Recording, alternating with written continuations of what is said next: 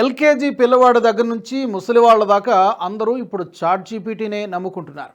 ఏదడిగినా క్షణాల్లో చేసి పెడుతూ ఉండడంతో ఏఐ వ్యసనం అంతకంతకు విస్తరిస్తోంది. అయితే ఇది రాను రాను ప్రమాదాలు కూడా తెచ్చిపెడుతుందని ఇప్పటికే టెక్ నిపుణులు హెచ్చరిస్తున్నారు. అనుకున్నట్టుగానే కొంతకాలంగా చాట్ జీపీటీతో ఎదురవుతున్న అవాంతరాలు వెలుగులోకి వస్తున్నాయి.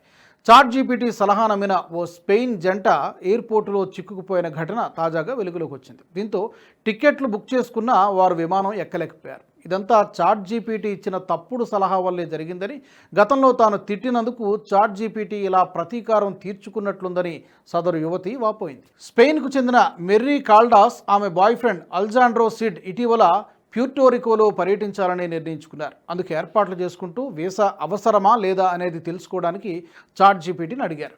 వీసా అవసరం లేదని సలహా ఇచ్చిన ChatGPT electronic system for travel authorisation తప్పనిసరి అని హెచ్చరించలేదు. దీంతో ఆ జంట ఫ్లైట్ టికెట్లు బుక్ చేసుకుని ఎయిర్పోర్ట్ చేరుకున్నారు. తీరా విమానం ఎక్కే ముందు అధికారులు వారిని అడ్డుకున్నారు. ప్యూర్టోరికాకు వీసా అవసరం లేదనేది నిజమే అయినప్పటికీ ఈఎస్టీఏ మాత్రం తప్పనిసరిని, అది లేకపోవడంతో విమానంలోకి అనుమతించలేమని చెప్పేశారు. దీంతో ఇక జన్మలో చాట్ జీపీటీని నమ్మమని ఆ యువతి నిర్ణయించుకున్నారు.